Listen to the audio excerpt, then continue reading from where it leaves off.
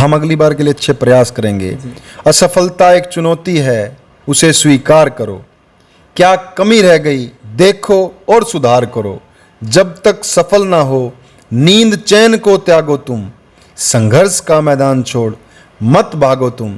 बिना कुछ किए जय जयकार नहीं होती, कोशिश करने वालों की। पिछले 10 साल के अंदर स्थानीय विधायक ने और भारतीय जनता पार्टी की नकारा और निकम्मी सरकार ने जो तमाम वादों के साथ बनी थी, उन्होंने भिवानी को पीछे। विधायक ने जो पिछले 10 साल से सत्ता के अंदर कुर्सी के ऊपर काबिज हैं, उन्होंने भिवानी का विकास नहीं किया, उन्होंने अपने घर का विकास किया है। अब उन्होंने अपने व्यापार का विकास किया है, उन्होंने अपने परिवार का। नमस्कार, मैं आपका अपना सुमित कुमार और आप देख रहे हैं देसी भाईचारा न्यूज चैनल, सबकी बात सच के साथ। साथियों, जैसा कि आप सभी को पता है कि हरियाणा में विधानसभा के चुनावी बिगुल बज चुका है और सभी अपने अपनी तैयारियों में लगे हुए हैं। चाहे बात करें कांग्रेस पार्टी की, तो उन्होंने भी पद यात्रा शुरू कर दी है और जो टिकट के दावेदार हैं उन्होंने भी अपना प्रचार प्रसार जोरों से कर दिया है। तो आज हम है भिवानी विधानसभा में बैठे हुए हैं और हमारे साथ आप फ्रेम में देख रहे हैं धीरज सिंह, एक चर्चित चेहरा है भिवानी का। तो आज बातचीत करेंगे, राजनीतिक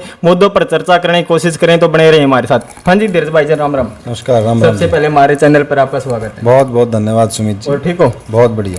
और जैसा कि आप सभी को पता है, अपनी अपनी सभी तैयारियां कर रहे हैं और कांग्रेस पार्टी ने भी और हरियाणा हिसाब मांगे इस तरीके से कोई अभियान चलाया हुआ है, क्या कहना चाहेंगे? हम हिसाब मांग रहे हैं भारतीय जनता पार्टी की इस नकारे और निकम्मी सरकार से, जो पिछले 10 साल से अंदर सत्ता के अंदर काबिज है।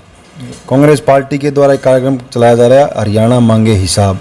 भाई दीपेंद्र सिंह हुड्डा जी, जो हमारे आदरणीय नेता हैं, वो हरियाणा के अंदर तमाम 90 की 90 विधानसभाओं के अंदर जा कर के पदयात्रा कर रहे हैं और पदयात्रा करके आम जन के बीच में जा कर के उनका साथ लेकर के, उनके सुख दुख में शामिल होकर के उनके साथ एक हिसाब मांग रहे हैं हरियाणा प्रदेश की सरकार से कि आप हिसाब दें। जिस समय आप सरकार के अंदर आए थे तो आपके मैनिफेस्टो के अंदर आपने तमाम वादे किए थे, चाहे वो युवाओं के रोजगार की बात हो, चाहे वो हमारी माताओं बहनों की सुरक्षा की बात हो, चाहे वो बिजली की बात हो, चाहे वो पानी की बात हो, चाहे वो सीवरेज व्यवस्था की बात हो, चाहे प्रदेश के अंदर सुरक्षा का माहौल अच्छा हो, लॉ एंड ऑर्डर की बात हो। अनेकों वादों के साथ भारतीय जनता पार्टी की सरकार सत्ता के अंदर आई थी। वो प्रत्येक वादे आज धूमिल होते हरियाणा प्रदेश की जनता को दिख रहे हैं। उनका हिसाब मांगने के लिए हमारे नेता सड़कों पर उतरे हैं और पदयात्रा के माध्यम से सरकार से हिसाब मांगने का काम कर रहे हैं। क्या लगता है आपको, जो हरियाणा में ये यात्रा चल रही, पद यात्रा दीपेंद्र हुड्डा जी के नेतृत्व में, आपने देखा होगा ना आपके कैमरे की नज़र से कितनी भीड़ पूरे हरियाणा प्रदेश के अंदर जहाँ जहाँ भी वो जा रहे हैं, जिस भी विधानसभा क्षेत्र के अंदर वो जा रहे हैं, पूरी भीड़, 36 बिरादरी की भीड़, तमाम वर्गों की भीड़, चाहे उसके अंदर व्यापारी हो, चाहे उसके अंदर कर्मचारी हो, चाहे उसके अंदर किसी भी वर्ग का आदमी हो, उस कार्यक्रम के अंदर सम्मिलित होकर के उनका हौसला बढ़ाने के लिए आ रहे हैं, है ना, उनका हौसला बढ़ाने के लिए आ रहे हैं। ये बड़ी बेहतरीन बात है और इस यात्रा के माध्यम से वो संदेश दे रहे हैं 36 बिरादरी को, एकजुट करने का काम कर रहे हैं 36 बिरादरी को। आने वाले दिनों के अंदर इस यात्रा का बड़ा योगदान होगा हरियाणा प्रदेश के अंदर। भाजपा की सरकार को उखाड़ फेंकने में ये यात्रा बड़ी कारगर साबित होगी। कांग्रेस की सरकार की स्थापना करने के अंदर ये यात्रा बड़ी कारगर स्थापित होगी। प्रत्येक युवा को रोजगार किस प्रकार से मिले, इस यात्रा के माध्यम से बड़ा अच्छा संदेश हमारी कांग्रेस पार्टी के अंदर आएगा। प्रत्येक युवा को रोजगार की व्यवस्था किस प्रकार से हो, इस यात्रा के माध्यम से कई चीज़ें पार्टी के द्वारा पब्लिक के बीच में से गेन की जा रही हैं। धीरज भाई जी, आपका भिवानी विधानसभा से नाता रहा है और काफी सालों से आप यहाँ पर आप एक्टिव और समाज सेवा के कार्य भी कर रहे हो। आपको क्या लगता है कौन कौन सी मेन समस्या है जो अब तक पूरी नहीं हो पाई है? मुझे लगता है विधायक ने जो पिछले 10 साल से सत्ता के अंदर कुर्सी के ऊपर काबिज हैं, उन्होंने भिवानी का विकास नहीं किया, उन्होंने अपने घर का विकास किया है। अब उन्होंने अपने व्यापार का विकास किया है, उन्होंने अपने परिवार का विकास किया है। और रही बात समस्याओं की, जो आपने मुझसे प्रश्न किया, अनेकों समस्याएं भिवानी के अंदर हैं, चाहे वो पीने के पानी की हो, चाहे वो सीवरेज व्यवस्था की हो, चाहे बरसाती पानी की निकासी की हो, चाहे वो बिजली की हो, चाहे वो सड़कों की हो, चाहे वो स्ट्रीट लाइटों की हो, चाहे वो युवाओं के रोजगार के अवसर प्रदान करने की हो। अनेकों बातें हैं जिसके अंदर से ये सरकार ने और स्थानीय विधायक ने भिवानी को 10 साल सत्ता के अंदर रहते हुए 20 साल पीछे धकेलने का, 30 साल पीछे धकेलने का काम भिवानी को किया है। धीरज भाई से मैं जानना चाहता हूँ आपकी बैकग्राउंड के बारे में थोड़ा ये बताइए, या आप ही पॉलिटिक्स में आए हो, आए तो आप क्यों आए, क्या टेस्ट थी, या कोई आपके परिवार से कोई और भी राजनीति में था? मैं एक आम किसान परिवार का बेटा हूँ। मेरा नाता एक आम किसान परिवार से है। मेरे घर के अंदर कोई राजनीति पार्टी के अंदर नहीं है। आप कह रहे पॉलिटिक्स की मुझे ज़्यादा जानकारी नहीं है। मैं जनता के बीच का व्यक्ति हूँ। मैं 36 बिरादरी के बीच का व्यक्ति हूँ। मैं बुजुर्गों के आशीर्वाद के साथ संघर्ष कर रहा हूँ। मैं युवाओं को साथ लेकर के उनकी हौसला अफजाई मेरे को मिलती है, उसको लेकर के संघर्ष कर रहा हूँ। मैं गैर राजनीतिक परिवार से हूँ। कांग्रेस पार्टी का कार्यकर्ता हूँ, संगठन का आदमी हूँ। इन्हीं चीज़ों को लेकर के भिवानी का विकास किस प्रकार से हो, भिवानी के युवा को रोजगार के अवसर किस प्रकार से मिलें, भिवानी की माताओं की सुरक्षा की व्यवस्था किस प्रकार से हो, इन मुद्दों को लेकर के मैं कांग्रेस पार्टी के अंदर रह करके धरातल के ऊपर संघर्ष करने का काम कर रहा हूँ। क्या आपके मन में क्या टीस थी जो आपको पॉलिटिक्स में लेके आई? देखिए, टीस नहीं कह सकते इसको। टीस का विषय बाद के अंदर आता है। मैं कोई पॉलिटिक्स के अंदर नहीं आया, मैं कांग्रेस पार्टी के अंदर आया हूँ। मैं कांग्रेस पार्टी का कर्मठ कार्यकर्ता हूँ और टीस का विषय बाद में आता है। टीस के विषय क्या है? जिस वक्त मैं धरातल पे मेहनत करने लगा था उस समय टीस के विषय मेरे सामने आए। राजनीति के अंदर मैं किसी टीस को लेकर के नहीं आया। राजनीति के अंदर मैं एक विचारधारा के साथ, हमारा परिवार कांग्रेस पार्टी की विचारधारा के साथ पिछली 3 पीढ़ियों से जुड़ा हुआ है। वो वोटर रहे हैं हमारी पार्टी के। टीस का विषय यह है कि भिवानी को पिछले 10 साल के अंदर स्थानीय विधायक ने और भारतीय जनता पार्टी की नकारा और निकम्मी सरकार ने जो तमाम वादों के साथ बनी थी, उन्होंने भिवानी को पीछे धकेलने का काम किया। ये टीस मेरे मन में है। भिवानी का विकास किस प्रकार से हो, भिवानी के अंदर अच्छे पीने के पानी की व्यवस्था किस प्रकार से हो, सीवरेज व्यवस्था अच्छी किस प्रकार से हो, बरसाती पानी की निकासी की अच्छी व्यवस्था किस प्रकार से हो, युवाओं के रोजगार के लिए अनेकों अवसर किस प्रकार से मिले, उनकी व्यवस्था किस प्रकार से हो, उसको लेकर के मैं काम कर रहा हूं। और इसको आप टीस भी मान सकते हैं। तो धीरज भाई जी, जो आपने लोकसभा चुनाव में एक वो छेड़ा हुआ था बयान कि अगर दोबारा से बीजेपी सत्ता में आ गई तो संविधान को खत्म कर देगी, और आपकी कांग्रेस पार्टी के एक वरिष्ठ नेता थी, बड़ी लीडर थी किरण चौधरी, और उसने बीजेपी में जाते ये बयान दिया था कि हमने एक झूठ फैला रखा था कि संविधान को खत्म करेंगे। संविधान को ना ही कोई खत्म कर सकता और ना ही कोई खत्म कर पाया है। इसके बारे में क्या कहना चाहिए? देखिए, हमारा कोई अभियान नहीं था, वो आम जनता का अभियान था। आम जनता को महसूस हुआ कि भारतीय जनता पार्टी के नेताओं के बयान भी थे, वो रिकॉर्डेड बयान है। उन्होंने कहा था कि भारतीय जनता पार्टी की सरकार तीसरी बार फिर से सत्ता के अंदर आएगी तो हम संविधान के अंदर बदलाव करने का काम करेंगे, पहली बात। दूसरी बात, आप किरण चौधरी जी वाली जो कह रहे हैं, उनका व्यक्तिगत फैसला था, वो बीजेपी के अंदर गई। और मनोहर लाल खट्टर जी जो हरियाणा प्रदेश के पूर्व मुख्यमंत्री हैं, और जिस समय वो ज्वाइन कर रही थी बीजेपी, उस समय उन्होंने क्या कहा था? उन्होंने कहा था कि इनका शरीर बेशक से कांग्रेस में था, इनका मन बीजेपी के अंदर था। तो आप इसी से अंदाज़ा लगा सकते हैं कि उनके बयान कितने जनता के लिए हितकारी हैं और कितने राजनीतिक पार्टियों के लिए फ़ायदेमंद हैं। मैं समझता नहीं कि उनके बयान का मैं कोई ज़्यादा उनके बयान के अंदर जवाब लूँ। उनके मनोहर खट्टर और उनके बयानों के अंदर से सारी बातें निकल सकती हैं। भिवानी भी लोकसभा क्षेत्र था, राव दान सिंह की यहाँ से हार हुई। क्या इसका सीधा इफेक्ट किरण चौधरी को मानते हैं या आपकी कहीं ना कहीं कमजोरी रही है? लोकतंत्र के अंदर जनता का जनादेश ही सर्वोपरि होता है। लोकतंत्र के अंदर तमाम फैसले बुलेट से नहीं होते, बैलेट से होते हैं। जनता बैलेट का चूज करके अपना वोट डाल करके देश के अंदर सरकार का गठन करती है। और रही बात राव दान सिंह जी के हारने की, कांग्रेस पार्टी कैंडिडेट के हारने की, पिछला 2019 का चुनाव आपने देखा था, 4,40,000 से मुझे लगता है कि भारतीय जनता पार्टी के कैंडिडेट यहाँ से जीत करके सांसद बन के लोकसभा के अंदर गए थे, और वो 4,44 से, और कुछ वोट शेयर मुझे लगता है बढ़ा भी होगा अब की बार, कुछ वोट बढ़े भी, नए वोट बढ़े होंगे। 4,44 से हम उनको 40,000 पे ले आए। मुझे लगता है कि वो उनकी हार ही है। और हाँ, हमारा कैंडिडेट आ रहा, हो सकता है कि कुछ ना कुछ कमियां मैनेजमेंट के अंदर रही होंगी, मिसमैनेजमेंट रही होगी, लेकिन हमारा प्रदर्शन बेहतरीन रहा, हमारा वोट शेयर जो है वो बढ़ा जी। मैं आपको एक पंक्ति के अंदर इशारा समझा देना चाहता हूँ। हम अगली बार के लिए अच्छे प्रयास करेंगे। असफलता एक चुनौती है, उसे स्वीकार करो। क्या कमी रह गई देखो और सुधार करो।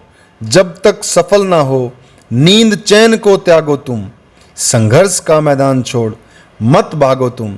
बिना कुछ किए जय जयकार नहीं होती। कोशिश करने वालों की कभी हार नहीं होती, कभी हार नहीं होती। हम कोशिश करेंगे और दोबारा चुनाव लोकसभा का आएगा, और विधानसभा के अंदर हम आप हमें देख लेना, हम बदलाव करेंगे। जनता ने मूड बना लिया है। किसी न किसी कांड से वोट भाजपा के पक्ष में कहीं ना कहीं चले गए। ये 400 पार का नारा दे रहे थे, वो 400 पार का नारा इनका पिटा। पिछली बार 2019 के चुनाव के अंदर इन्होंने विधानसभा के अंदर कहा था 75 पार अब की बार। एक कह रहे थे कि ये इनको करो जमुना पार, और ये दोनों मिल गए, बन गए यार, और उन्होंने बना दी सरकार, डबल इंजन की सरकार। वो सरकार और वो इनके वादे सारे पिट चुके हैं, धूमिल हो चुके हैं। हरियाणा प्रदेश की जनता ने मन बना लिया है। आने वाले विधानसभा चुनाव के अंदर 2-3 महीने के बाद 70 पार सीटें कांग्रेस की आएंगी, और चौधरी भूपेंद्र सिंह हुड्डा जी के नेतृत्व के अंदर हरियाणा प्रदेश के अंदर कांग्रेस की सरकार बनेगी और अच्छा सुशासन स्थापित होगा।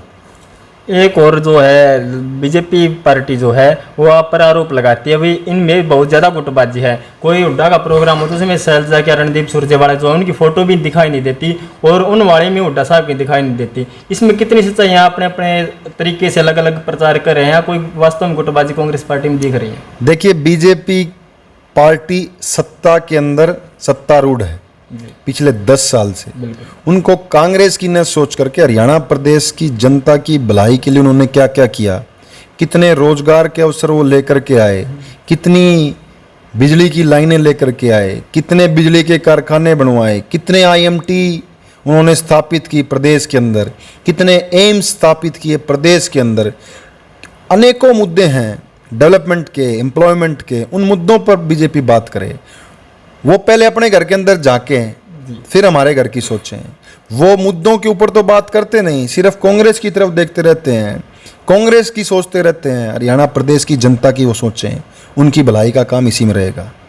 धीरज भाई जी, कांग्रेस हाईकमान आपको टिकट दे देती है और भिवानी की जनता भी आपको आशीर्वाद दे देती है, और आप विधायक बन भी गई, तो आपकी क्या प्राथमिकता रहेगी कि मुझे पहली कलम से भिवानी का ये काम करना है? हर घर के अंदर स्वच्छ पीने का पानी जाए, अच्छी सीवरेज व्यवस्था भिवानी के प्रत्येक वासी को मिले, बरसाती पानी की निकासी की अच्छी व्यवस्था हो, जो 4 बूंदे गिरने पर पूरा भिवानी डूब जाता है, उसको लेकर के काम किए जाएं। युवाओं के रोजगार के अवसर किस प्रकार से पैदा हो, उनके युवाओं को रोजगार मिले, उसके आयाम किस प्रकार से स्थापित हो, चाहे वो प्राइवेट सेक्टर्स की बात हो, चाहे वो सरकारी भर्तियों की बात हो, उसके अंदर किस प्रकार से काम हो, उसको लेकर के मेरी प्राथमिकता रहेगी। भिवानी का प्रत्येक नागरिक अच्छी समरसता के साथ, 36 बिरादरी के भाईचारे के साथ जो इन्होंने पिछले 10 साल में तोड़ दिया, वो 36 बिरादरी का भाईचारा किस प्रकार सामंजस्य के साथ भिवानी के अंदर रहे, भिवानी के अंदर अच्छी सुरक्षा व्यवस्था किस प्रकार से हो, भिवानी की अच्छी डेवलपमेंट किस प्रकार से हो, ये चीज़ों के लिए मेरी प्राथमिकता रहेगी।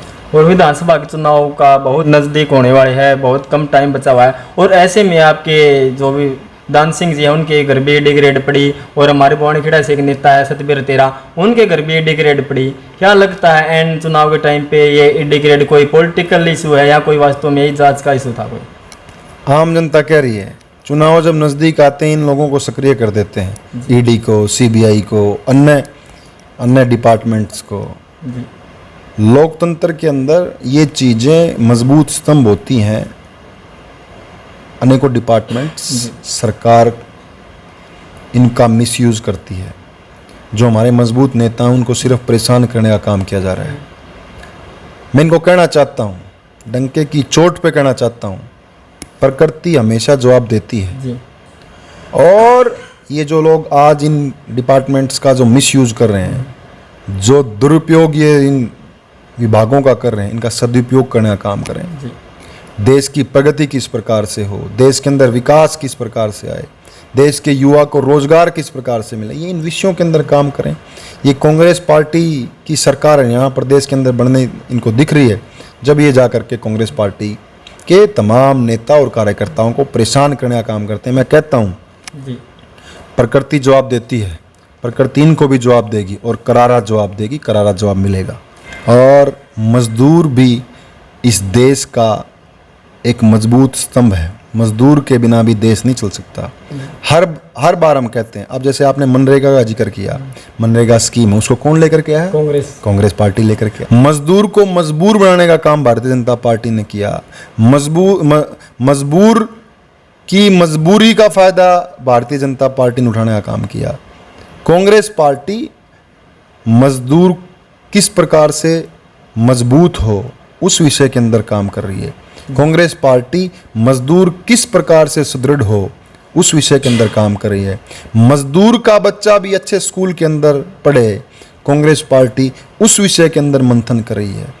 मजदूर का बेटा भी नेता बने, उसके लिए भी कांग्रेस पार्टी ने काम किया। अनेकों नेता आज कांग्रेस पार्टी के अंदर हैं जो मजदूर के बेटे हैं।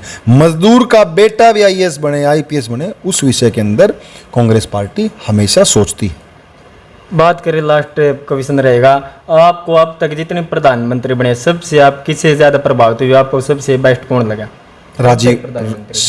स्वर्गीय श्री राजीव गांधी जी जी मेरे को अच्छे लगते हैं। ठीक। और लास्ट में भिवानी के मतदाता जो आपको देख रहे हैं उनको क्या संदेश देना चाहेंगे? मैं भिवानी के मतदाताओं को आपके चैनल के माध्यम से कहना चाहता हूँ, आपसी भाईचारे के साथ, तालमेल के साथ ये भिवानी का विकास किस प्रकार से हो, भिवानी के अंदर अच्छी योजनाएं किस प्रकार से आएँ, भिवानी के युवा को रोजगार किस प्रकार से मिले, उसको लेकर के आने वाले 3 महीने के बाद जो विधानसभा के चुनाव है उसको लेकर के आपने एक अच्छा फैसला लेना है। और मुझे लगता है कांग्रेस पार्टी उसके अंदर अच्छी कारगर साबित होगी। आपसे अब विनम्र निवेदन और एक अपील है, आने वाले समय के अंदर कांग्रेस पार्टी का आप साथ दें। मैं आपको एक भरोसा और विश्वास दिलाता हूं, आपके हक और हकूक़ों की लड़ाई को लड़ने का काम हम कांग्रेस पार्टी के कार्यकर्ता के तौर पर करेंगे। ठीक, धन्यवाद भाई जी जो आपने इतना कीमती टाइम दिया। भिवानी विधानसभा से टिकट के प्रबल दावेदार धीरज सिंह और इनसे कुछ राजनीतिक मुद्दों पर चर्चा की। तो आपको ये इंटरव्यू कैसा लगा तो कमेंट में अपनी राय अवश्य दें और देखते रहिए देसी भाईचारा न्यूज़ चैनल, सबकी बात सच के साथ। जय हिंद, जय भारत।